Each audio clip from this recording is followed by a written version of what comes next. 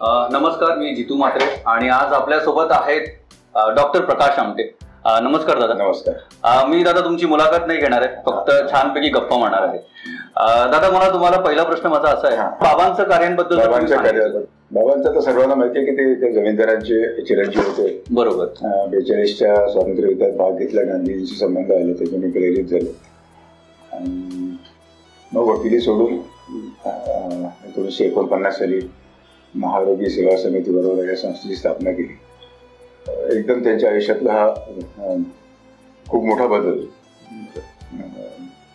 हा बदल केल्यामुळे त्यांना कुटुंबाने वाईट टाकलं आणि त्यांच्या मित्रांनी, कारण त्यावेळेला कुष्ठरोगी रुग्ण होते, पण त्यांचा निश्चय ठाम होता. आणि आमची आई जी पण नागपुरातून चांगल्या मोठ्या घराण्यातली, कर्मठ घराण्यातली होती, तिने ते सगळे तिचे संस्कार विसरून बाबांच्या बरोबरीला कामाला सुरुवात केली. आणि मी आणि विकास, आम्ही 2 मुलं त्यावेळेला ऑलरेडी जन्मत होतो, वर्ष 2 आणि 1. आणि जेव्हा आनंदवनला 51 साली जागा मिळाली, आनंदवन सुरू झालं, तेव्हा आम्ही 4 जण आणि कुष्ठरोगी. मुळात बाबांना ही प्रेरणा कशी मिळाली की इतकं ऐशोआराम, एक चांगलं आयुष्य, शहराकडून एका जंगलात जाऊन एक एवढ्या मोठ्या लेवलचं कार्य करायचं? बाबांचं खरं म्हणजे ते स्वातंत्र्य युद्धाचा त्यांचा तो परिणाम होता, गांधीजींची चळवळीचा. पण कुष्ठरोग्यांचं काम करण्यासाठी एक घटना घडली. वरोदा गावाच्या ऋषीकडे उपाध्यक्ष होते ते. घरी परत जाताना रस्त्याच्या कडेला पाऊस चालू होता आणि कुष्ठरोगी अतिशय विकलांग अवस्थेत, त्या हाताला बोटं नव्हती, पायाला बोटं नव्हती, जखमा झाल्या होत्या, आळ्या पडल्या होत्या आणि जसा असहाय्य स्थितीत पडला होता. आणि त्याला बघून बाबा घाबरले, त्यांना भीती वाटली. काय असे अस्वस्थ झाले आणि घरी गेल्या त्यांनी विचार केला की इतक्या असहाय्य माणसाला आपण का घाबरलो. आपण गांधीजीने अभयसाधक म्हणून मला म्हटलं होतं आणि आज मी एका साध्या माणसाला, उद्या जर माझ्या पत्नीला आणि माझ्या मुलांना कुष्ठरोग झाला तर मी असंच त्यांना रस्त्यावर फेकून दिल का. आणि या एका विचाराने त्यांच्या आयुष्याला सगळं वळण मिळालं. टर्निंग पॉईंट म्हणतो आपण तिच्या आयुष्याचा. ते परत आले, त्याची सेवा केली आणि मग कुष्ठरोगाची आश्रम स्थापन करण्याची त्यांचा निर्णय द्यावा झाला. मग त्यांनी कलकत्ता स्कूल ऑफ ट्रॉपिकल मेडिसिनचं ट्रेनिंग घेतलं. त्यावर त्याचे CP आणि बेरार गव्हर्नमेंट होतं, त्यांना जगा मिळाली. आणि 1951 साली आनंदवन, त्यांना मुद्दाम असं आनंदवन असं नाव दिलं की हे सगळे दुःखामध्ये राहत होते इतके वर्ष, समाजाने व कुटुंबाने वाईट टाकलेले, त्यांना इथे आनंद मिळावा. संस्थेचं नाव महारोगी सेवा समिती ठेवणं त्यावेळेला गरजेचं होतं, कारण लोकांना कळावं की ही संस्था महारोग्यांची. पण बाबांना ते कधी आवडलं नाही, कारण तुम्ही ते लेबल केल्यासारखं होतं. तुम्ही त्यांना असं वेगळं, जसं पागलखाना होता, पागल माणूस, म्हणून मग त्याने आनंदवन या नावावर जास्त भर दिला आणि जगामध्ये त्या आनंदवन नावाने ते प्रसिद्ध झालं. कागदोपत्री फक्त महारोगी सेवा समिती. बाबा एक खूप चांगले कवी पण होते, त्यांच्या छान छान पोएट्री पण लिहायचे. तर तसं काही तुम्ही प्रयत्न केला का कधी? नाही, खरं म्हणजे ती प्रतिभा आम्ही ऐकायची त्याच्याकडे आमच्यात आली नाही. पण बाबांनी जे पहिले सुरुवातीला जे कष्ट केले, समाजाच्या विरुद्ध प्रवाहात जाऊन कुष्ठरोगांची सेवा, तेव्हा त्या संघर्षाला जो अनुभव घेतला संघर्षाचा, त्याच्यातून त्याची प्रतिभा फुलली. मग त्यांनी ज्वाला आणि फुले नावाच्या ज्या हेडिंगखाली कविता लिहायला सुरुवात केली आणि साधनेचे यजनाथ थत्ते त्यांनी ते एक एक कविता छापायला सुरुवात केली. आणि ती त्या काळातील तरुणांना खूप भावल्या. म्हणजे अत्यंत अशा काय होतात, पॉवरफुल कविता होत्या, प्रेरणादायी होत्या आणि अनुभवातल्या होत्या. लोकबिरादी प्रकल्पाबद्दल थोडक्यात तुम्ही सांगू शकाल? आणि मग असं आनंदवन चांगलं नावारूपाला आलं. नंतर लोकांच्या ऋणा कमी झाली. मग आम्ही आणि विकास, आमची अशी इच्छा होती की बाबांच्या या सगळ्या कामाकडे बघून की आपण जर मोठं झाल्यावर डॉक्टर होऊन बाबांच्या कामात सहभागी झालो तर ते काम पुढे नेऊया. इतका निर्णय आमचा झाला होता 16 वर्ष झाल्यावर. ती 10वी 11वीला असताना म्हणजे थोडासा विचार करायला लागलो आम्ही. आणि त्यावेळेला खरंच कॉम्पिटिशन नव्हती. मेडिकल कॉलेजची फी पण 250 रुपये होती. इतक्या कमी फी असताना सुद्धा बाबा गरिबीत राहत होते, पण त्यांचे शिक्षण ते करू शकले आणि आम्हाला direct walk in admission Nagpur मेडिकलला मिळाली. बाबा एकाच वर्गात होते. तुमचे दादा लहानपणीचे खूप सुंदर सुंदर किस्से आहेत. तर त्यातला एक किस्सा मी वाचला होता की लहानपणी भांडी घासण्याचं एक काम तुम्हाला दिलं होतं. त्यात पण तुम्ही गंमत करायच्या, दोघं भाऊ छान मस्ती करायचं. तर तो एखादा किस्सा तुम्ही लहानपणीचा तुमच्या दादांसोबतचा. इतक्या आम्ही आयसोलेशन मध्ये राहिलो, जरी बरोबर जवळ होतं आणि जंगल घाणाला आलो होतो, रिझर्व फॉरेस्ट होतं. हो. आणि प्राणी आणि साप आणि विंचू भरपूर होते. हो. वादळ जेव्हा व्हायचं, गावांनी अशी कुडाच्या भिंती असणारे झोपडी बघा घर हो असं बांधलं होतं. आणि त्या वादळामध्ये ती कोट म्हणजे मातीच असतं, थोडासा वारा आला की त्या भिंती पडायच्या लिपलेल्या. तर आम्ही दोघं जण त्याच्यापासून बचाव करायचा म्हणून पलंगाखाली लपलो. आई बाबा बाहेर होते आणि येऊन बघता तर दोघेही दिसत नाहीत. दिसेवरून बरे पडलेले आहेत मातीचे पोपडे. मग आवाज दिल्यावर मग आम्ही खालून बाहेर आलो. तोपर्यंत त्यांच्या बाबतीचा काळजाचा ठोका चुकला होता. आणि आम्ही दोघंच असल्यामुळे एकमेकाशी मस्ती करणं, मित्र नाही कोण. विंचू साप प्रचंड प्रमाणात होते आम्हाला. कधीतरी एकदा आई असं, मी लहान होतो पण म्हणतो की ते त्यावेळेला कवेलूर यायचे मातीचे कधी सेवीसारखे, त्याच्यामध्ये असे विंचू आणि पिल्लं दिलेले ते उचलून घरी आणलं. पण विंचू काय किती विषारी असतो त्यावेळेला मला माहिती नव्हतं. पण आईला एकदम भीती वाटली, काय करतोय हा. पण हे सगळं बाळकडू म्हणायचं आम्हाला की अनुभवातून माणूस शिकतो. त्याच्यातून थोडीशी माणसाची म्हणजे ही भीती दूर झाली.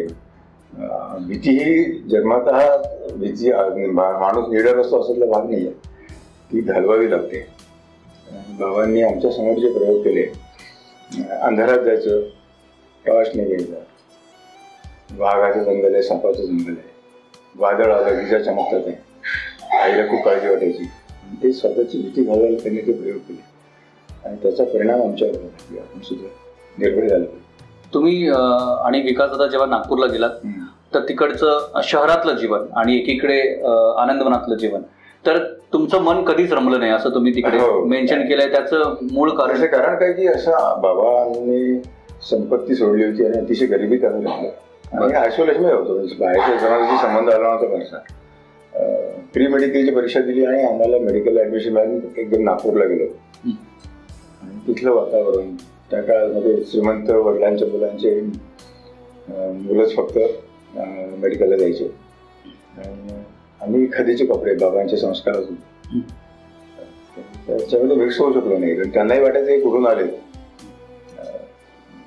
आपल्याकडे असं व्यंगावर व्यंग करते, टर उडवणं ही आपली संस्कृती आहे. तर त्याचा आम्हाला खरं त्रासच झाला तसा. आम्ही सुट्टी असली की आनंदवनात परत होतो. तुम्हाला कधीच शहराचं आकर्षण किंवा तिथे राहून एक सुख सोयीने राहू, छान छान उपलब्धी आहेत, चांगलं जीवन जगण्याचा एक मोका होता, ते प्रत्येकाला वाटतं. पण तुम्ही चांगलं शिक्षण घेऊन सगळं करून समाजसेवा करण्याचं किंवा हे कसं काय आलं? हे संस्कार खरं म्हणजे लहानपणापासून आम्ही कुष्ठरोगांच्या संस्थेत राहिलो आणि त्यांची जी परिस्थिती आम्ही जवळून बघितली, तेव्हा ही जी सोकॉल्ड शहरातलं जे वातावरण आहे, चंगळवाद किंवा त्याच्यातून जसं मनोरंजनाची साधनं आहेत, आणि आम्हाला तोपर्यंत असं माहिती होतं की बाबांकडे पैसा नाही आहे, म्हणजे याच्यासाठी खर्च करावा लागतो. आणि आपोआपच आमचं मन असं या कामाकडे वळत गेलं की आपण असं शिक्षण झालं की बाबांच्या कामात सहभागी होऊ, म्हणजे आनंदवनात. बरं. पण हेमल कसा डोक्यात नव्हतं. तो प्रवास आहे खरं, म्हणजे त्याला सुद्धा काही असं कारण नाही खरं. म्हणजे तसं काय घडला, बाबांच्या डोक्यात विचार येणं. विचार का आला की 1970 साली मी आणि विकासने MBBS फायनलची परीक्षा दिली आणि निकाल लागायला 15 दिवस लागायचे. त्याला म्हणायचं आपण पिकनिकला जाऊ. हा त्याच्या डोक्यात विचार काय यावा, सुद्धा एक असं गोड आहे. थोडंसं आम्ही चौकशी केली तेव्हा लक्षात आलं की बाबा लहानपणी शिकारीच्या निमित्ताने बाबागात आले होते. घनदाट जंगल आहे बंबरागडचं, आणि ब्रिटिशांच्या वेळेला त्यांचे जे शौक होते ते त्यांनी त्या मनसोक्तपणे जीवन उपभोगलं होतं. पण ते इम्प्रेशन डोक्यात असतील, तिथलं आदिवासी, तिथलं जंगल, त्या मुलांना काहीतरी नवीन दाखवूया असं. पिकनिक म्हटल्यावर सगळ्यांना आनंद होतो, म्हणून आम्ही त्यांच्याबरोबर आनंदाने गेलो. आणि असा तो प्रवास भामरागडचा 1970 साली सुरू झाला. जायला तिथे तिसरा दिवस उजाडला, रस्ते नव्हते, 250 किलोमीटर अंतर. तुम्ही एक नागपूरमध्ये असताना विकासदार आणि तुम्ही एका रेस्टॉरंटमध्ये एक डोसा खाल्ला, तर ही आदरयुक्त भीती जी आहे की कोणीतरी पाहेल, बाबांचं एवढं मोठं कार्य आहे, एक डोसा खाण्यासाठी पण म्हणजे ही खूप मोठी गोष्ट आहे की ही आदरयुक्त भीती कशी निर्माण झाली तुमच्यात? खरं भीती नसायला पाहिजे. बरं, डोसा खायला भीती काय वाटायला पाहिजे? काय असते की समाज जेव्हा सामाजिक कार्यकर्त्याकडे बघतो, आपली मानसिकता समाजाची, की समाज कार्यकर्त्यांनी गरिबीत राहूनच सेवा केली पाहिजे. त्यांनी चंगळवादाकडे न वळता असा समज होता. आम्ही आता हॉटेलमध्ये गेलो, बाबांची ऐकत नव्हती तेव्हा. डोसा 12 होता, म्हणजे तसंही नाही, रुपयाच्या हातच होता. 12 डोसा खाल्ला आणि नेमकं त्यावेळेला आमच्या कॉलेजच्या प्रोफेसरने बघितलं, म्हणजे आनंद निकेतन बाबांनी जे कॉलेज काढलं होतं तसं घ्या प्रकाश विकास असं म्हणून त्यांनी बाबांना कॅज्युअली सांगितलं, प्रकाश विकास मिळाले त्या हॉटेलमधून, त्यांनी डोसा खात होते, कॅज्युअली होतं. सुट्टीवर आलो, मग त्याने तेव्हा गप्पा मारताना विचारलं, अरे ते आपले प्रोफेसर भेटले होते, त्यांनी मला सांगितलं की तुम्ही तिथे डोसा खातो. हो म्हटलं, खाल्ला आम्ही डोसा, आणि तो विषय संपला. म्हणजे नुसतंच विचारलं त्याने आणि त्याच्यातून मेसेज मिळाला मला, असं होतं ते. तुमचे लहानपणीचे खूप सुंदर सुंदर खेळ, जसं पोहणे आहे, जसं तुम्हाला एक कुष्ठरोगीच होता जो तुम्हाला शाळेपर्यंत सोडायला जायचा आणि संध्याकाळी तुम्हाला यायला उशीर व्हायचा आणि बाबा वाट बघत बसायचे, तर त्याबद्दल काय सांगा? किंवा जे असे साहसी खेळ आहेत, हो, बाबांना ते स्वतःला नाही करता आले. बाबांचे वडील कर्मठ होते, कुठल्या तरी ज्योतिषाने सांगितले ज्याला पाण्यापासून धोका आहे, म्हणून ते पोहणं शिकले नाही. बरोबर. आणि आमच्या इथे पोहायला तशी सोय नव्हती, पण विहिरी होत्या कुष्ठरोग्यांनी खोदलेल्या. तिथे आम्हाला तरी सांगितलं की पोहणं शिका. आमच्या एक पोहणं येणाऱ्या माणसाने आम्हाला दोर बांधून विहिरी ढकलून ते पोहणं शिकवलं. आणि त्याच्यामुळे आणि काय होतं की वाघ आनंदवाद यायचे आणि बाबा तिथे पाणी काढून ठेवायचे विहिरीवर, आणि तो प्यायला यायचा. आता या मुलांना भीती आहे की नाही तेच कसं करायचं, तर म्हणाले रात्री तुम्ही त्या विहिरीवर जा, फक्त 200-300 फुटच होती, पण जंगल होतं, तुम्ही जा आणि विहिरीत बाटली टाकून त्याचं पाणी काढून आणा. आता एकटं अंधाऱ्या रात्री जायचं, आणि बाबांनी म्हटल्यानंतर आपण नाही कसं म्हणायचं, भीतच गेलो आम्ही. पण म्हणे तुम्ही अशी बाटली आत टाकल्यामुळे आवाज आला पाहिजे मला की तुम्ही खरोखरच बाटली पाण्यात टाकली, आवाज आला पाहिजे. आणि अशी ती हिंमत बाबांनी वाढवायचा प्रयत्न केला. तुम्ही बाबा जसं एकदा विहिरीत एक जण पडलं होतं, त्यांना पण बाहेर काढायचा प्रयत्न केला आणि कुठेतरी बाबांची कौतुकाची थाप तुम्हाला मिळाली, तर तो प्रसंग कसा होता? मध्यरात्री जर कोणी पाण्यात उडी टाकली, हो, तर रात्रीच्या वेळेला जी रात्रीची भीती असते आणि पाण्यामध्ये परत काहीतरी असतं आपल्याकडे, असाही एक समज आहे. हो हो, बहुत आसरा म्हणतात त्याला. हो, यांनी उडी टाकली आणि तसं तरंगत होते, सगळे जमा झाले एकदम, सगळे झाले की आपल्याकडे एकदम, पण आतमध्ये उतरायची कोणाची तयारी नव्हती. तोपर्यंत मी पोहणं शिकलो होतो, म्हटलं मी उतरतो, कारण तसं तरंगत होतं. आणि उतरलो त्या विहिरीत आणि त्यांना बांधलं दोरीला आणि ओढून काढलं. आता त्या काळामध्ये तो माणूस तरंगत का होता, उडी मारता मारता त्याचा जीव गेला होता. बरं. आणि नॉर्मली पाणी जेव्हा माणूस पितो विहिरीत उडताना तो खाली जातो आणि मग फुगून वरती येतो. आम्हाला थोडीशी अशी आशा होती की हा जिवंत आहे, तरंगतोय, म्हणून गाईगाईनी विहिरीत उडी मारून त्यांना बाहेर काढलं. अनफॉर्च्युनेटली ते आधीच गेले होते. पण भीतीचं काय प्रकार असतो माझ्याबरोबर, मग मी हिंमत केली, माझ्या एका कुष्ठरोग्याच्या मित्रांनी विहिरीत उडी टाकली आणि आम्ही मनुष्य आणि आम्ही बाहेर आलो. कुष्ठरोग्याला कोणी बाहेरच नाही काढलं. इथे याला त्याच्या शेतीतलं पाणी काढण्यासाठी बैलगाडीच्या चाकावर फिरवत होतो आणि तो खालून ओरडत होता. आणि तो जेव्हा बाहेर आला तेव्हा त्याला एकदम हुरहुरी भरली, 104 ताप. मानसिक भीतीने काय होऊ शकतं ते एकाच वेळेला अनुभव लागली. पण असे प्रयोग करायची हिंमत झाली की बाबा पाठीशी आहेत, बाबांची शाबासकी ताप मिळतं, तेव्हा आपण असे प्रयोग करायचे. वेळच्या वेळी असं कौतुक मिळत होतं. आणि भीतीही कमी होत होती. मला दादा तुम्हाला मंदाताईंबद्दल विचारायला आवडेल की 5 वर्ष एकाच कॉलेजमध्ये पण ओळख नाही, त्या काळात भेट नाही आणि मग सडनली लग्नापर्यंतचा किस्सा तुमचा, ते कसं जुळून आलं? मेडिकल कॉलेजमध्ये 200 मुलं एका वर्गात असायची प्रत्येक बॅचला, आणि सिनियर मुलं रॅगिंग करायचे. आम्ही तिथं खेळातून गेलो, कपडे साधे खादीचे कपडे, असं काही आम्हाला कोणी असं ऍक्सेप्ट नाही केलं. मग आम्ही साधारण कॉलेज संपलं की बाहेर गेलो, हॉस्टेलला पण नाही राहिलो आम्ही. फारसं कोणाशी ओळख नाही दिली. तर सिनियर बॅच, आमच्याच बॅचच्या मुलांची पूर्ण ओळख झालेली, तर मग इथं सिनियर होती आणि त्यांना आम्ही 5.5 वर्ष जवळजवळ एका कॉलेजमध्ये होतो. 4.5 वर्ष कोर्स होता आणि 1 वर्ष इंटर्नशिप. पण तोंड ओळख नाही, नावं माहिती नाही एकमेकाला. आणि मग जसं हेमल कशाला पिकनिकला गेलं पिकनिकला, हो, आणि तिथलं ते वातावरण आदिवासींचं दाखवलं. खायला अन्न नाही, कपडा नाही, माणसाबद्दल भीती, शिकलेल्या माणसाबद्दल. हो, तर हे सगळ्या गावात जो अनुभव घेतल्यानं संध्याकाळी शेकोटीपुरी बसल्यावर सुंदर बसलो होतो आम्ही. बाबांना असं वाटलं की आपण यांच्यासाठी किती काम केलं. आणि मग कसं माझ्या आयुष्याचा टर्निंग पॉईंट, तुम्ही हे काम सुरू कराल, तुमचं वय होते आता 60कडे तुला, आणि अतिशय दुर्गम आहे, आनंदवानपेक्षा कठीण आहे. मी 22 वर्षाचा, त्यामुळे मी हे पुढे नेईन असं होती. आणि मग बाबा खुश झाले, आपल्या मुलाला आपण नाही काहीतरी मोटिवेट करू शकलो. किंवा फसवलं न सांगता न मागता त्यांनी वचन दिलं. तर काम तर ते स्वतः करणार होते, माझ्याकडून त्यांची काही अपेक्षा नव्हती. मग आता सरकारला अर्ज केला आणि ॲज युजल ब्युरोक्रेसीमध्ये ते उत्तरच देत नाही, तुम्ही प्रत्यक्ष फॉलोअप नाही केलं तर. आमची इंटर्नशिप चालू झाली, आम्ही पास झालो होतो. इंटर्नशिप झाली, पूर्ण इंटर्नशिप केली, पण सरकारकडून उत्तर नाही. मग काय करायचं आता? मग नाहीला त्याला पोस्ट ग्रॅज्युएट व्हायची. मी सर्जरीमध्ये आणि विकासने मेडिसिनमध्ये. तेव्हा सर्वांना सुशीला मॅडमने Mahatma Gandhi institute of medical sciences medical college सुरू केलं. तिथे आम्ही हाऊस जॉबमध्ये PGचा तो एक हे भाग आहे, हाऊस जॉब. मी सर्जरीमध्ये गेलं आणि तिथे मंदाकिनी देशपांडे जी आमच्या मेडिकल कॉलेजला होती, तेव्हा मला कळलं की तिला तिथे जॉब नाही मिळाला म्हणून ती अनस्थिशियाकडे इथे आली वर्धेला. तिथे तुमची अंतर फार नव्हतं. मग एका पेशंटवर काम करताना ओळख झाली. आता ओळख झाली, चर्चा व्हायला लागली, त्याचं प्रेमात कसं रूपांतर झालं.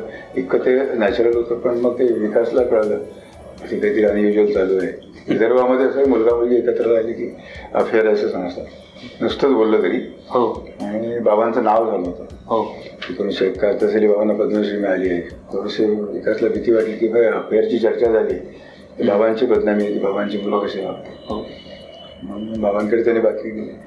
बाबांनी आईला आम्हाला काळजी वाटली, तिला बरं हिला बोलवून घेतलं. हो, निरोप पाठवला. बाबांनी पहिला मी बाबा टीचर सध्याचे करून दिला. आणि असं असं ऐकतोय मी ते काय, तर म्हणून मी त्याला शब्द दिले, आमचं लग्न करायचं ठरलं होतं पर्यंत. बरं, आणि मी तिला सांगितलं होतं की मला इथे जंगलात आंबराकडचं काम करायचं. हो, जागा मिळाल्यावर तर ते आनंदवन बघितले की ते बऱ्यापैकी सिव्हिलाइज होतं. म्हणजे वीज झाली होती, पाणी होतं, रस्ते झाले आणि लोक पण यायला लागली सगळी, गैरसमज दूर. मग त्याने लगेच दुसरं वाक्य म्हटलं की हा इथे काम करणार नाही आहे, यांनी शब्द दिला ते भामरागडच्या जंगलात काम करतो. मला सांगितलं आणि मी त्याला हो म्हटलं. बाबाने ताबडतोबपणे यांचं लग्न करून टाका आता. बरं, हे 2 कारणं होते त्यासाठी की या अफेअरची चर्चा होऊ नये फार. खरं म्हणजे मी लहान भाऊ, हो हो, मोठ्या भावाचं लग्न आधी व्हायला. बरोबर, परंपरा खूपच तोडल्या, आम्ही सगळ्याच तोडल्या होत्या. पण बाबा पुरोगामी होते. आईचा चेहरा अर्थात थोडासा ते उतरला होता, कारण मग तिला हौस मजा करायची, मोठ्या मुलाचं लग्न आधी व्हायला पाहिजे वगैरे, परंपरेतली होती. बरोबर. आणि दुसरं असं त्यांना असं वाटलं असेल कदाचित ते असं प्रॅक्टिकल माणूस की आपण विकासचं लग्न होईपर्यंत जर वाट पाहायला सांगितली, मग कदाचित तिचा निर्णय बदलला तर याचे लग्न तुटेल. हो, तेव्हा ताबडतोब लग्न करून टाकूया. 1972 साली तुमचं तरुण होतो, त्यामुळे असं वाटलं की बाहेर आणू नका म्हटलं तरी लोक आणतात. म्हटलं त्यांना मेसेज गेला पाहिजे म्हणून बाहेर आणलाच अपमान होईल असं आपण लिहू का. विश्राम बेळेकर तिथे आले होते बाबांना भेटायला, त्यांच्यासमोरही चर्चा चालू होती. एकदम असे चमकले म्हणे, तुम्ही मनापणाने लोकांना बोलवता आणि असं हे वाक्य कसं लिहू शकता तुम्ही, मी सुचवू का म्हणे. दुसरं वाक्य अखेर स्वीकारण्यात येणार नाही याबद्दल दिलगीर आहे. सभ्य वाक्य तरी सुचवलं. आणि पत्रिका पण वेगळी होती, आंतरदेशीय पत्रावर छापलेली. कमी खर्चात कसं करावं, पण 15 पैसे त्याची किंमत. बरोबर. त्याच्यावर छापली एका बाजूला, दुसऱ्या बाजूला कोऱ्या पानावर तुम्हाला पर्सनल निमंत्रण बाबा आणि ताईंनी, जितके त्यांचे मित्र होते, नातेवाईक होते, त्यांना पर्सनल 15 पेशामध्ये ती निमंत्रण पत्रिका लोकांना पोचली. आणि त्याच्यातही असं लिहिलं की तुम्ही दोघांनी ठरवलं तर तुमचं नाव आधी येईल. आम्ही उभं त्यांनी लग्न करायचे ठरवले, प्रकाश आमटे, मंदाकिनी देशपांडे. वरील लग्नाला आमच्या दोघांचे आशीर्वाद. मंदाताईंच्या फॅमिलीकडून काही, कुटुंबाकडून काही विरोध किंवा, कारण हे एक वेगळं कार्य तुम्ही करायला चाललेलं इतकं नैसर्गिक आहे ते. हो, की कुष्ठरोग्याच्या संस्थेमध्ये आपल्या मुलींनी जावं, हो, कुठल्याच आई वडिलांना नाही वाटणार. हो, आणि दुसरं ह्या असंख्य अटी, ते परंपरा होती, ते RSSचे होते, त्यामुळे अगदी परंपरावादी होते. ते सगळंच मुहूर्त पाहायचं नाही, भटजी नको, वैदिक पद्धतीने लग्न नाही. आम्ही दोघांचं तरुण होती, तिलाही ते आमची चर्चा व्हायची आणि तिला पटल्यानंतर ती आई वडिलांनी ते सगळं सांगायची. बरोबर, की आम्ही दोघांनी पण असं ठरवलंय. आई वडिलांनी तिला कन्व्हिन्स करायचा प्रयत्न केला, विचार केलाय की नाही तू संपूर्ण, तुझं आयुष्य तुला पुढे घालवायचंय. तिने अर्थात तिची कन्व्हिन्सिंग पॉवर चांगली असली पाहिजे. आम्ही आई वडिलांनी तिने समजावून सांगितलं. ती काय म्हणाली की आधी तुम्ही आनंदवन बघा तर काही, परत आनंदही बघितलंच नाही. बरोबर. मग त्याप्रमाणे बाबांना पत्र लिहून ते आनंदवनात आले. संपूर्ण आनंदवनाचा फेरफटका मारला, झालेल्या ऍक्टिव्हिटीज बघितल्या. मग त्यांना वाटलं की इतकं आपण जे समजतो तितकं वाईट नाही आहे, जे न पाहता जे लोकांच्या मनात गैरसमज. बरोबर. आणि म्हणून मग त्यांनी नाईलाजाने कसे पण परवानगी दिली. तिकडून 2 बसेस भरून त्यांचे नातेवाईक आले. बरं. अतिशय आनंदात हे लग्न आनंदवनात लाडू नसताना. आणि असं होतं की आपल्याला दीनदलितांसाठी काम करायचं आहे. तरी बाबांची प्रेरणा अशी गांधीजी होती इनडायरेक्टली. बाबाशी कोणाला गांधीवादी म्हणून सांगत नव्हते, पण ते सगळ्याचा परिपाक होत होतो. तर आपल्या लग्नामध्ये लोकांना मेसेज मिळावा, मंगलाष्टक बाबांनीच केली होती. तर आमच्या स्टेजवर फक्त बाबासाहेब आंबेडकरांचा मोठा फोटो लावला होता. बरं. आणि त्याला मंगलाष्टक म्हटल्यावर त्याला नमस्कार केला आणि आमचं लग्न आटोपलं. मग आमच्या कुष्ठरोग्यांना मसाले भात आणि हे सगळं वाढवलं. दुसऱ्या दिवशी ताडोबाला गेलो आणि तिसऱ्या दिवशी आम्ही भामरागडला गेलो, जिथे काम करायचं तिकडे एरिया बघावा तिने. पण दादा, हे लग्न झाल्यानंतर इतकं हसत मुखाने तुमचं जे जीवन आहे, बाबांचं जे कार्य आहे, मंदाताईने ते स्वीकारलं आणि कुठेही त्यांना पूर्ण ह्या आता इतकं तुम्ही छान जगताय, इतकं सुंदर कार्य केलंय, पण त्यात कुठेही त्यांना असं नाही वाटलं की मी शहरातलं जीवन सोडून इतकं कॉम्प्रोमाइज करून मी त्यांच्याकडून, असं तुम्हाला कधी जाणवलं का? शब्द दिला आता लग्नाच्या आधी दिला. हो हो. आणि आता आपण लग्न केलं, आपल्या इच्छेने केलंय. बरोबर बरोबर. लग्न झाल्याबरोबर जेव्हा एरिया बघितला तेव्हा तिला संपूर्ण कल्पना आली का त्याच्या आधी काय की जंगल म्हणजे रेस्ट हाऊस आहे, वीज आहे, पाणी आहे, सर्व चाकर आहेत. जंगलामध्ये चांगल्या सोयी असतात. लोक जेव्हा पिकनिकला जातात तेव्हा सगळ्या सुविधा असतात. जेव्हा ताबडतोब तिला आम्ही दुसऱ्या दिवशी इतर कुठे काश्मीरला न जाता भामरागडला गेलो लग्न झाल्यावर. मला लक्षात आलं की आपलं पुढचं जेवण कसं राहणार आहे. मला म्हणजे निग्रह पक्का होत गेला तिचा. उलट झालं की आता आपल्याला इथे राहायचं तर आपण तक्रार करून उपयोगी नाही. बरोबर. असं ते पहिल्या दिवशी तिने तो निर्णय घेतला आणि त्याच्यानंतर कधी पश्चाताप व्यक्त नाही केला. बरोबर. सगळ्यात मोठी गोष्ट आहे की शब्द देणे आणि पाळणे याच्यात खूप अंतर असतं. हो हो, खरं. पण त्याच्यामध्ये अजिबात तिने असं कसोबर सुद्धा तफावत नव्हती. त्यामुळे तिथे आनंदाने राहिली. अभावात कसं राहायचं, उच्च शिक्षित शहरातली मुलगी आणि आधी प्रपोजल खूप होते, चांगले चांगले मुलं तिला मागणी घातली. त्या सगळ्यांना नकार देऊन भणंग म्हणतो म्हणजे एका भणंगाशी लग्न करायचं, खादीचे कपडे, काही शौक नाही, काही अशा. तेव्हा तिने जो निर्णय घेतला तो स्वतःचा निर्णय होता आणि आपण हा आता अंमलात आणलं पाहिजे. तिकडच्या लोकांची सेवा करता करता प्राण्यांना सुद्धा त्यांच्यासाठी पण काहीतरी करायला पाहिजे, हे कुठे रुजत गेलं आणि कसं ते सुरू झाली त्या कार्यक्रमात? आपण फक्त ऐकून असतो की आदिवासी कंदमुळं आणि शिकारीवर जगतात. हो हो हो. पण प्रत्यक्षात आम्ही जिथे गेल्यावर बघितले की कंदमुळं फार कमी मिळतात. त्याचं वर्षानुवर्ष खात होते. हो.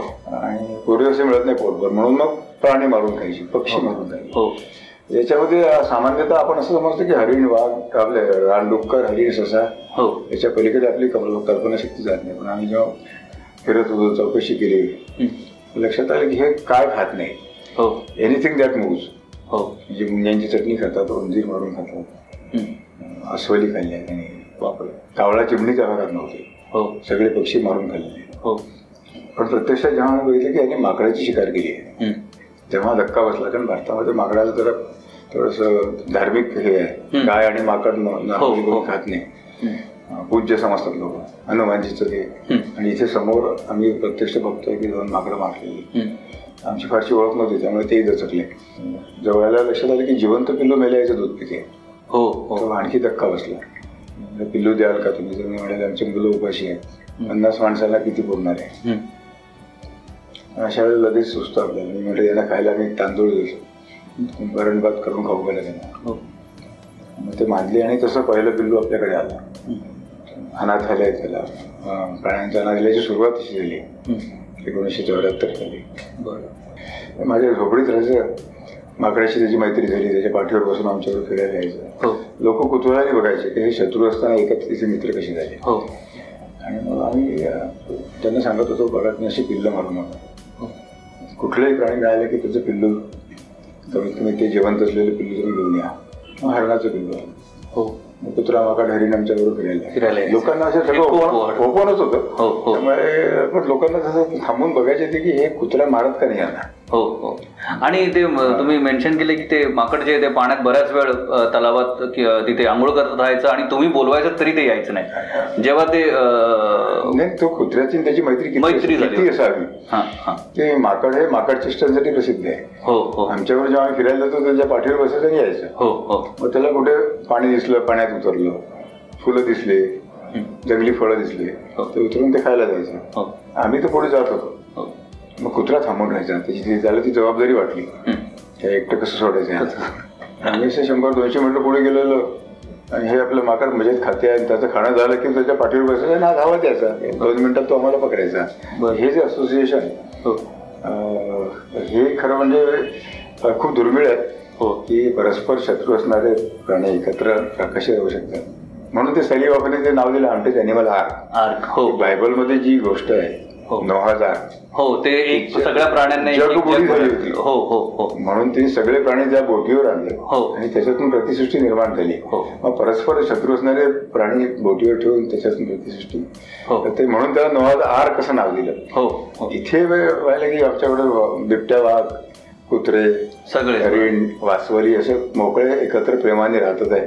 मोकळेच होते त्यावेळेला, मोकळे नव्हतेच ते. पण बाबा तुम्हाला कधीच तुम्हाला अशी भीती नाही वाटली? पूर्ण कुटुंब आहे, नेक्स्ट जनरेशन तुमची तिथे राहते, लहान बाळं आहेत, तर ती भीती हळूहळू कशी कमी झाली? भीती खरं म्हणजे इतक्यात मुलासारखं त्यांना कुटुंबातल्या वाढवलं त्यामुळे हा मनातही नाही आलं की हा धोकादायक होऊ शकेल आपल्याला.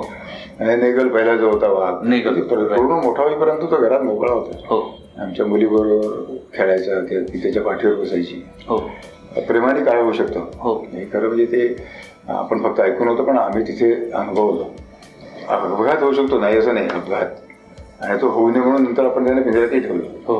कारण आपलं काम असं सार्वजनिक काम आहे. प्राणी पाळणं हे कामाची म्हणजे कुठल्या प्लॅनमध्ये पण नव्हतं आमच्या. अपघातानेच घडलं ते ज्या माकडाच्या बिल्ल्यापासून. पण मग यांना वाढवलं, चांगलं वाढवावं. उद्देश हा होता की आदिवासींच्या मुलाची आपण शाळा सुरू केली, त्या मुलांना याचं प्रेम लागावं. बरं. त्यांनी फक्त खाद्य म्हणून बघितलं यांच्याकडे, पण आता इथे घरी मोकळे आहेत, प्रेमाने राहतात आहे. ते कुतूहलाने बघायचे, मग त्यांना खाऊ घालायला लागले, त्यांना प्रेम लागलं. असोसिएशनने प्रेम कसं निर्माण होतं? सहवासाने. पहिली 2 वर्ष आम्ही त्यांना खरोखरच काही सांगितलं नाही, तुम्ही शिकार करू नका. कारण सरकारने वर्षानुवर्ष तुम्ही शिकारीवरती जगले आहेत. तर आमची मुलं सुट्ट्यांमध्ये रविवारी जंगलात जायचे, खार पकडून आणली, ती भाजून खाल्ली, उंदीर मारून खाल्ली. पक्षी पकडायचा एखाद्या मिळाला दुर्मिळ, मुंग्यांची चटणी खायची. आणि ते आम्हाला वाईट वाटायचं की हे मारायचं आणि लगेच भाजून खायचे. आम्ही त्यांचं पोटभर खाऊ घालतोय, व्हेजिटेरियन डाएट आपल्या मेसमध्ये खाऊ घालतो. पण तरी इतके वर्षाचे त्यांचे जे संस्कार होते, म्हणून मग याचं जास्त महत्व होतं की प्राणी पाळायला लागलं, मुलांना त्यात इन्व्हॉल्व्ह केलं. तुमच्या किचनमधलं वेस्ट आहे, तुम्ही हरणाला का नाही. तर ते असं प्रेम ते निर्माण झाल्यावर त्यांचा शिकारीचा इन्स्टिंक्ट कमी होऊन गेला. 2 वर्षानंतर शिकार बंद झाली, कमी झाली. शाळेच्या मुलांची बंदच झाली.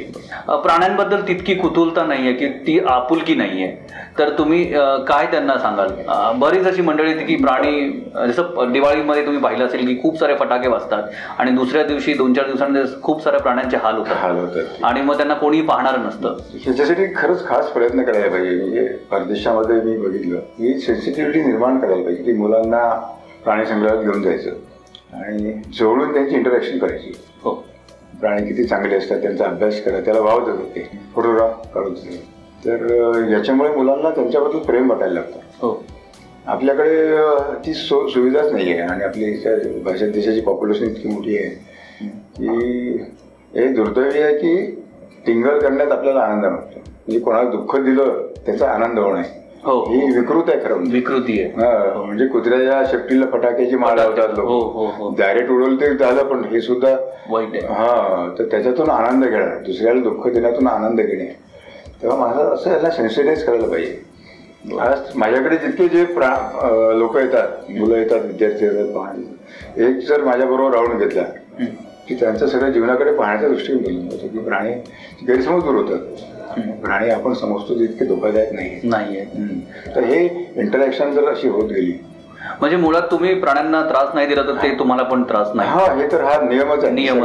पण नॉर्मली मनुष्य तसं विचार करत नाही. एखादा साप जवळून गेला की त्याला मारायचं ह्याच उद्देशाने आपण आधीच घाबरतो. असं ते गैरसमजातून आहे सगळं. अच्छा, प्रत्येक साप विषारी आहे आणि मग त्याला आधी मारायचं. हो, आणि मग त्याच्यावर चर्चा करायची का विषारी की विषारी. दादा, तुम्ही हे सगळं छान करत असताना शाळा मुलांना शिकवावं ही संकल्पना कशी पुढे आली? दवाखान्याबद्दल आधी विश्वास नव्हता आणि जेव्हा विश्वास निर्माण झाला तेव्हा लोकांनी त्यांच्या इतर समस्या सांगायला सुरुवात केली. हो, की शोषण झालं म्हणून वैस, आम्ही कामाला जातो, आम्हाला मजुरी मिळत नाही, आमच्या आई बहिणीच्या अंगावर हात घालतात. हो, तर अशा वेळेला आपण काय केलं पाहिजे? आणि त्या अधिकाऱ्याच्या विरोधात तक्रारी करून त्यांना शिक्षा दिली, सस्पेंड झाली होती ते. मग यांना त्यांच्या हक्कांची जाणीव व्हावी असं आमचे सगळ्या कार्यकर्त्यांनी ठरवलं. म्हणजे गोपाळ फडणवीस, मुकुंद दीक्षित, त्या काळची जी सगळी मंडळी, जगदीश बरोबर अशा सगळ्यांनी ठरवलं की आपण यांना शाळा तर सुरू करून यांना शिक्षण देऊया, पण त्याच्यावर हक्कांची जाणीव देऊ की त्यांना भांडता आलं पाहिजे, अन्यायाच्या विरुद्ध लढता आलं पाहिजे. म्हणून मग 76 साली आपण शाळा सुरू केली. मग आता शाळेचं जे कार्य आहे सगळं ती तुमची मुलं सांभाळतात, तुमची सून जी आहे त्याच्याबद्दल थोडंसं सांगा. मुलं पहिल्यांदा आदिवासी शाळेत शिकली, तिथेच शिकली. आदिवासी त्यांच्याबरोबर तेवढे फक्त गैर आदिवासी होते ते. बरोबर. बाकी सगळे माडी आदिवासी. कारण आपल्याला मातृभूमीची जशी ओढ असते त्यांना त्यांच्या कर्मभूमीची ओढ त्यांना होती. जंगल आहे, निसर्ग आहे, प्राणी आहे, आणि रमले होते ते. फक्त अभ्यासामध्ये मागे होते. बरोबर. कारण कॉम्पिटिशन माहिती नव्हतं. आदिवासींच्या शाळेमध्ये ती हुशारी बाहेरच्या कॉम्पिटिशन चालत नाही. बरोबर. आणि त्याचं आम्ही ते भोगलं. बाहेर आल्यावर त्यांना खरोखरच ते स्टँड नाही त्रास झाला. बराच समाजाने मदत केली. मोठा मुलगा डॉक्टर झाला, लहान मुलगा इंजिनियर झाला, पॉलिटेक्निक झाला. आणि मग त्यांनी आपण निर्णय घेतला की आम्ही. मग त्यांना दोन्ही मुलांना ही कशी आवड निर्माण झाली? जशी तुम्हाला पण एक बाबांकडून ते आलं आणि मग पुढे ते नेक्स्ट. मला असं वाटतं की बाबा तर खूप तरुणांसाठी प्रेरणा स्रोत होते, रोल मॉडेल होते. रोल मॉडेल ते. पण आमच्या मुलांना 2 चॉईस होते, बाबांपासून प्रेरणा घ्या आणि आमच्या दोघांपासून प्रेरणा. बरोबर. तर त्यांनी दोन्हीचा अभ्यास केला की बाबांचं वागणं, बाबांची प्रतिभा, काम करण्याची पद्धत, आणि बाबांना खूप लोकांनी त्यामुळे जगामध्ये त्यांचं नाव झालं. आणि त्याच्या आम्ही दोघं उलट की आम्ही कुठे जात नाही, कोणाशी बोलत नाही, फार कमी प्रचार करत नाही, लोकांना कामाबद्दल माहिती सांगत नाही. बरं. आणि तरी सुद्धा प्रकल्प वाढतोय. जे काही थोडे लोक यायचे ते भारावून जायचे. ते पत्रकार आला तर त्याने एक लेख लिहिला, मग आणखी 4 लोकांना कळलं. कोणीतरी धनवान माणूस आला, त्याने देणगी दिली. फंडिंग एजन्सी आली, ती आमच्याबरोबर गरिबीत आमच्या झोपडीत राहिली, जी त्यांनी कधी आपल्या आयुष्यात कधी अनुभव घेतला नव्हता. मग त्यांना असं वाटलं साहजिक आहे की अरे हे डॉक्टर आहेत, दोघंही उच्च शिक्षित आहे, इतक्या कमी गरजांमध्ये राहतात, यांची तब्येत चांगली झाली पाहिजे, आपण यांना मदत केली पाहिजे. म्हणून मग घरांची निर्मिती झाली. झोपडीतून घरामध्ये आम्ही गेलो, ते त्यांच्या अपराधीपणाच्या जाणीवातून गेलो. त्यांना गिल्ट वाटलं की आपल्यासारखेच लोक असून हे गरिबांची सेवा करायला इथे किती कमी खर्चात राहतात. तुम्हाला दादा जेव्हा हे सगळं प्राण्यांची सेवा करताना किंवा त्यांना एकत्रित वाढवताना फॉरेस्ट जे अधिकारी आहेत त्यांच्याकडून पण खूप हळूहळू सपोर्ट मिळाला, पटकन सपोर्ट नाही मिळाला, त्यांचं सहकार्य तितकं आपलं 1972 नंतर ऍक्ट आला, वाईल्ड लाईफ कन्झर्वेशन ऍक्ट. हो, शिकारी खूप होत होत्या, वाघ संपत आलेली, फॉरेस्ट कन्झर्वेशन ऍक्ट, आणि त्याच्यानंतर मग वन्य प्राण्यांसाठी सुद्धा नियम कडक झाले. तर त्या नियमामध्ये असं होतं की कुठल्याही सर्वसामान्य माणसाने प्राणी घरी पाळू नये. ओके, हा नियमच होता. आणि आपल्या घरी तर आदिवासी आणून दिलेले प्राणी वाढतच गेले. एका माकडापासून सुरुवात झाली, मग अस्वलीचं पिल्लू आलं, हरणी, पॅन्थरची पिल्लू आली, मगरचं पिल्लू तुम्हाला, आणि मग तुम्ही काहीतरी पावसात जाऊन एक 25-50 बेडकं आणली होती तिला खाण्यासाठी. नेहमीच आणावं लागायची, त्यांना जगवायचं तर काहीतरी उपाय शोधायला पाहिजे. तुम्ही आधी व्हेजिटेरियन ट्राय केलं त्यांच्यावर, पण ते ज्याला त्याला नैसर्गिक खाद्य द्यावं लागतं, ते द्यावं लागतं. म्हणून मग मला खात्याने ऑब्जेक्शन घेतली की मगर पाळताय म्हणून. नाही, सगळेच प्राणी प्राणी पाळणं गुन्हा आहे. बरं. आणि माझं त्यांना असं म्हणणं होतं की एखाद्याचा प्राण वाचवला तर हा गुन्हा कसा होतो. मी जर ते पिल्लू घेतलं असतं माकडाचं पहिलं, त्यांच्या पोराच्या पोटात गेलं असतं. दुसरं हरिण आहे, ते सगळंच खातात, ते जेव्हा अन्न नसतं तेव्हा त्या चॉईस नसतं. म्हणून मग ते जे त्यातले आपण जे पिल्लं वाचवले ते चांगले ठेवले की नाही एवढं काय तुम्ही बघत, हे अत्यंत चांगल्या अवस्थेत आहे. जे तेव्हाही होते आताही आहे, तब्येती चांगल्या आहेत, टेम्परामेंट चांगलं आहे. मग ते थांबत गेलं असं प्रकरण. पत्र यायचं, मग काही दिवस थांबलं, पुन्हा नवीन अधिकारी यायला, पुन्हा पत्र यायचं. बरं. आणि मग एक दिवस त्यांना जप्त करून घेऊन जा असं म्हणाले ते. मला थोडीशी भीती वाटली. या घरच्या मुलासारखं ज्यांना वाढवलं आहे, 100 प्राणी आपल्या घरी आहेत, यांना घेऊन जायचं, त्यांच्याकडे सोय नाही तशी. सरकारकडे रेस्क्यू होम नव्हतं त्यावेळेला, मग ते कुठे ठेवणार. मग त्यांना आठवण आल्यावर ते करायचं काय नाही, म्हणून मग ते पद्मश्रीचा वापर केला मी. तुम्ही परत आदल्या वर्षी मला पद्मश्री मिळाल्यातून दुसऱ्या वर्षी हा नोटीस आला. पण त्याच्यामध्ये सायटेशन असतं, राष्ट्रपती देत होते, कुठल्या कामासाठी मिळत होते, कुठल्या कामासाठी तुम्हाला, आरोग्य, शिक्षण, शेती आणि वन्य प्राण्यांचं संरक्षण, हे त्याच्यात उल्लेख आहे सायटेशन मध्ये. मग जेव्हा त्यांनी पत्र आलं तेव्हा पत्रकारांना मी म्हटलं की ज्या कामासाठी सरकारने सर्वोच्च सन्मान, सर्वोच्च म्हणजे 4थ्या नंबरचा आहे तो पद्मश्री, आणि आज तुम्ही हे जप्त करता त्याच्यासाठी पद्मश्री मिळाली. टुडेज टेकिंग बॅक पद्मश्री, म्हणजे तुम्ही वापस घेऊन राहिले. वर्षभरामध्ये असं काय झालं, मग ती मोठी बातमी आली की प्राणी जप्त केले तर त्यांनी पुरस्कार परत केला. करणार आणि मग ते बातमीमुळे त्यांच्याकडे परत विचार विनिमय झाला वरच्या लेवलला. वन खात्याचे अधिकारी परत आले आणि त्याला रेस्क्यू म्हणून बांधले की आता आपल्या नियमात आहे सगळं रेस्क्यू म्हणून, रेस्क्यू किंवा ऑर्फनेज.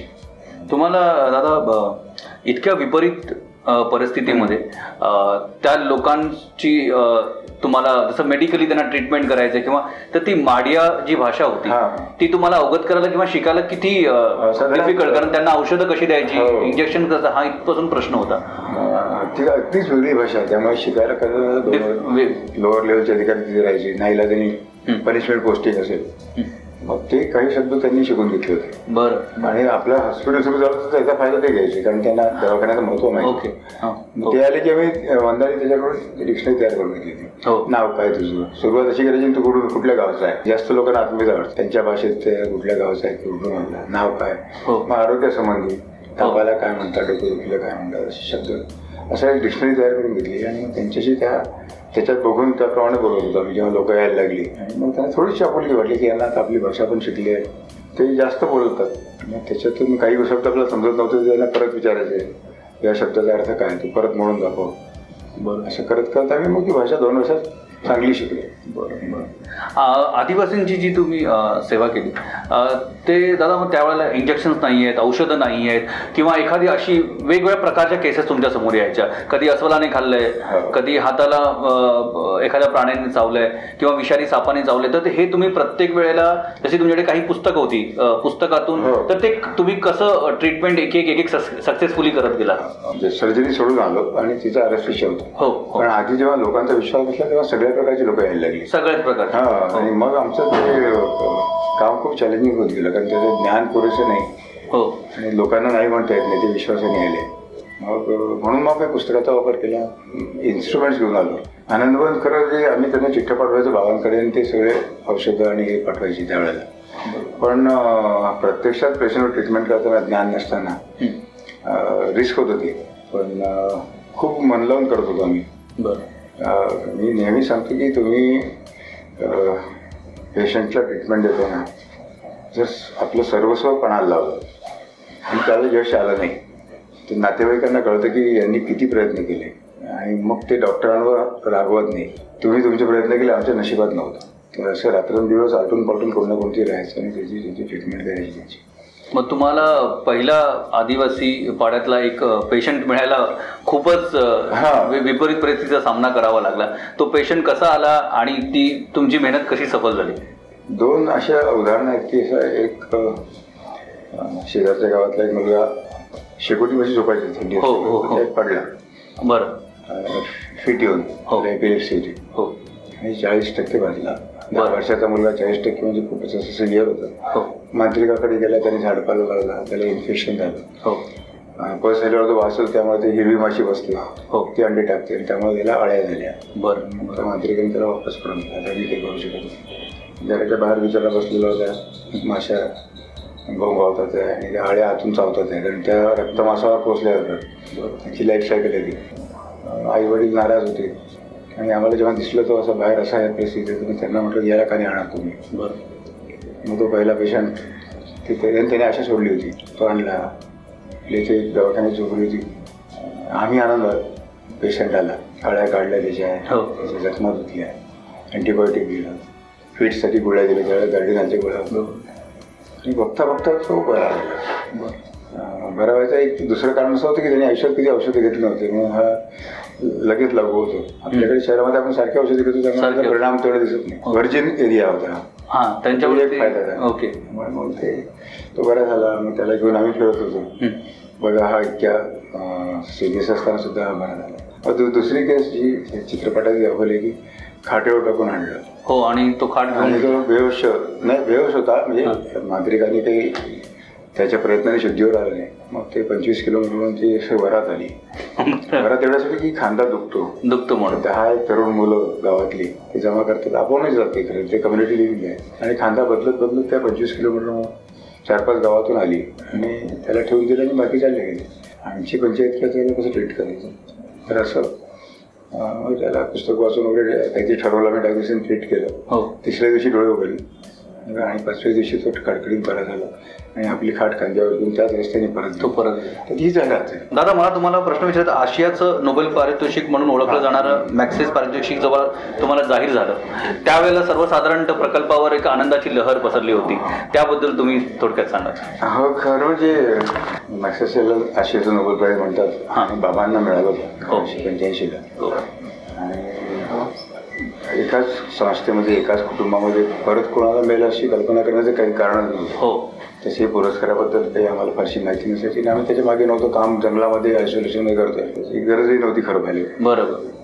पण अचानक त्यातले कोणी लोक येऊन गेले, त्यांनी बघितलं आणि एक दिवस फोन आला की तुम्हाला उभं आहे, त्यांना कम्युनिटी लिडरशिपसाठी आम्ही देतोय. असं अविश्वसनीय होतं खरं म्हणजे. बाबांना मिळालेलं आहे, परत आपल्याला कसं काय मिळालं आणि त्याची किंमत त्याची अर्थात खूप आहे. म्हणजे नोबेल प्राईजच्या एशियातून नोबेल प्राईज प्लस पैसा पण आहे त्याच्यावर. बरोबर. जसं जाहीर झालं तसं मीडिया आली, अगदी ओबी व्हॅन सगळं तिथपर्यंत आले. आधी दुर्गम भागामध्ये पहिल्यांदा ओबी व्हॅन आणि लाईव्ह आमचा इंटरव्ह्यू त्यावेळेला चॅनलवर दाखवलाय. तर सगळ्यांना आनंद होणं साहजिकच आहे. फक्त म्हणजे पुरस्कार मिळाला आनंद कोणाला नाही होणार. मी म्हटलं याच्यात आमच्या दृष्टीने 2 फायदे होते. एक तर $50,000 ची किंमत जी होती ती संस्थेच्या कामासाठी वापरायला मिळाली आदिवासींच्या, त्यांना मागता मिळालेली आहे. आणि दुसरं असं आहे की या इंटरव्ह्यूजमुळे या अवॉर्डमुळे कोणाला मिळाले, डॉक्टर प्रकाश आणि मंदारींनी कशासाठी मिळालं तर या आदिवासींच्या कामासाठी मिळालं. त्या आदिवासींच्या समस्या समाजापुढे हायलाईट झाली एकदम एका पुरस्कार एका रात्रीतून.